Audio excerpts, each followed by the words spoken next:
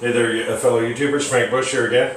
Just thought I'd do a little video of some of my EDC, my everyday carry. I normally wear this stuff on my belt. I just took it off because you guys didn't need to see me taking it off my belt, but I've got a little Leatherman Sidekick multi-tool that I carry with me, and then I've got a little Gerber pocket knife. They're only small. It's got a locking handle on it and that kind of stuff. It's a simple little knife setup. Nothing too fancy about it, but either way, it gives me multi-tool with a pair of pliers and all the multi-tool stuff. I just chose to go with the Sidekick. I like it. It's simple yet effective. And I also carry this. It's a camera case, and inside it, here I'll move it a little closer. And inside it, I've got a few items of kind of interest, if you will. I carry a little char tin, which is just a little metal tin that you can use to throw in the fire and make char, to make making fire simpler. Inside it, I've got some fat wood in there, and I've got some cotton rope, and it's been charred on one end of the rope. So if I throw a ferro rod spark into the rope, I can get it to become a little ember. I also carry, like I say, a little supply of pine fat wood. So I haven't actually charred this tin, or it would be all black from being in the fire, but in essence, most types of pieces of wood you can throw into these tins and then throw them into the fire, let them cook for about half an hour. When you take it out, it's like char on the inside, charcoal almost, the wood that you put into it. When you're using a ferro rod, you can throw the sparks into that charred material, and it'll take an ember very easily. So if you're making birds' nests and that kind of stuff, understanding the life cycle of you have to make char for the next fire to make it simpler is something that all people should really consider if you're going to be using ferro rods out in the bush on a regular basis. Learn the art of making char. So secondarily from that, inside my little fire kit, I also have 2.5 inch round. It's a 5 times magnifying glass. It's only a simple little magnifying glass, but it allows you to create solar ignition to light that char or other materials if you needed to. And then inside the main pocket itself, I carry a spare lighter. I carry a Swiss Army knife with a ferro rod attached to it as well.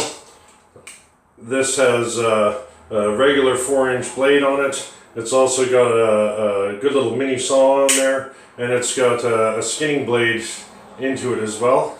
So if you're skinning animals, you can do that easily. There's not a lot of different pieces on here. There's an auger that sits on the back side, so that you can kind of drill little holes in the wood and that type of things. Plus it has a little hole in it, so it allows you to do some emergency sewing if you needed to. And of course the useless wine opener, who cares? What do you need that for in the woods? I don't know what all these pocket knife guys are thinking, that it's an emergency to crack wine. It just seems to be a wasted spot where you could put more useful tools like a larger auger on there, or potentially some sort of curved blade or something that would serve purpose for working with wood. But needless to say, carry this as my kind of low pro 4-inch blade, if you will. This is number 57 of the Victoria series, I do believe it is. It's one of the larger Swiss Army knives you can buy. Like I say, it's a 5-inch length to it with a 4-inch blade. So as it goes for pocket knives, that's fairly large. But given that I carry this, I normally wear suits and other things on a regular basis. Carrying it in a little camera case like this is kind of a low conceal way of having a good EDC. I also additionally carry a mylar blanket with me, which isn't the most effective, but it gives me some level of cover if I need to, or reflectivity if I wanted to get a fire going in front of this and have it reflect some of the heat back onto me to kind of make it a warmer environment. Always good to have little mylar blankets. They're not the most durable, but if used properly and used the way that is most effective, you can get them to be good reflectors and to really help aid you in a survival situation.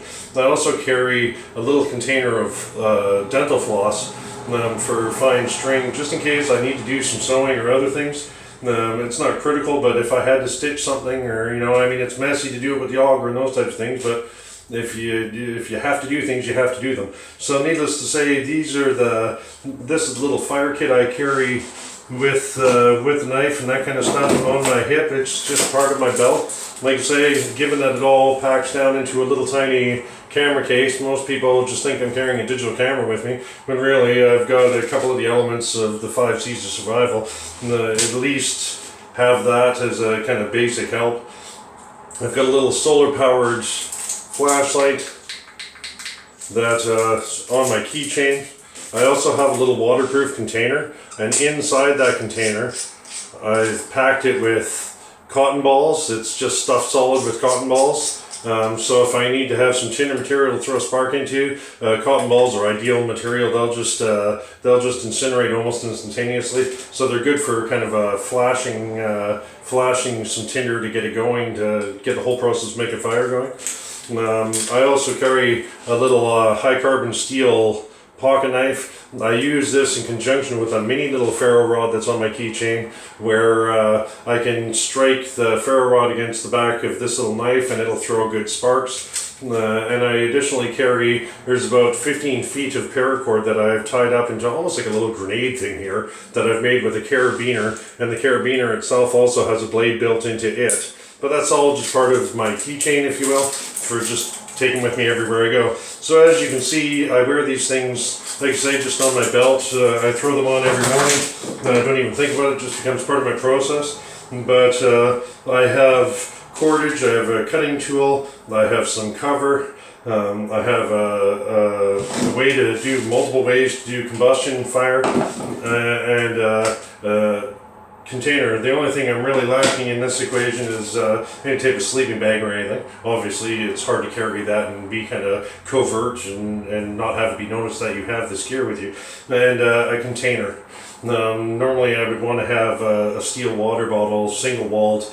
The double walled ones, they sell them everywhere, and they, in camping places and everything else. But if you want to just throw a steel container onto a fire, you want the single walled ones, the surgical steel. It's worth paying the extra money to have one of those containers. They last forever. And I have one that I normally carry in my little 7.5 pound bug out bag. That I've shown in a previous video.